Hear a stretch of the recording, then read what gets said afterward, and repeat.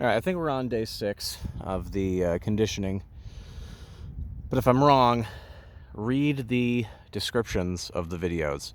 The descriptions of the videos will have what day it is and also the measurements and amounts for what's going into the straw bales. Today, just a soak, just to work in that nitrogen from days past. So just pure water today. Here we go.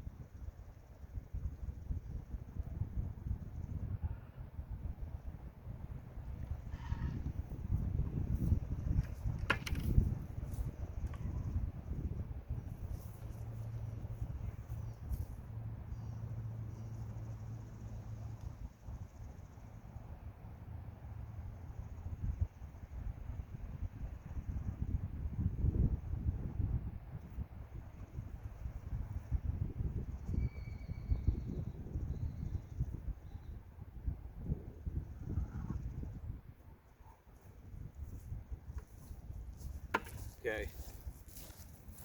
Bales are getting warmer and warmer each day.